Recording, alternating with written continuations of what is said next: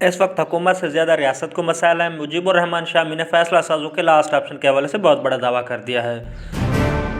एक निजी चैनल के प्रोग्राम में गुफ्तगू करते हुए सीनियर सहाफ़ी मुजीबुर रहमान शामी का कहना था कि शहबाज शरीफ के तो DNA में भी मुफाहमत लिखी हुई है। उन्होंने मुज़ाहमत की बात न कभी की है और ना ही कर सकते हैं, और जरदारी साहब भी मुफाहमत की बात करते हैं। अब एक सदर है और एक वज़ीर आज़म है, इनकी एक दूसरे से मुफाहमत भी हो चुकी है और इस वक्त हमारे इदारे भी उनके साथ खड़े हैं।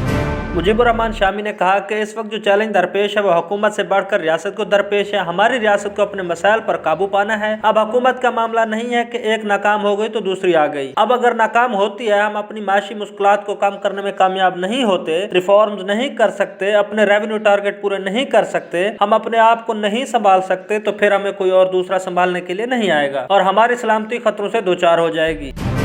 मुजीबुर रहमान शामी ने मजीद कहा कि इसके लिए अब ना तो फौजी क़यादत के पास कोई और ऑप्शन है और ना ही सियासी क़यादत के पास कोई और ऑप्शन है। ये मजबूर हैं कि मिलकर चलें और मसाइल पर काबू पाएं।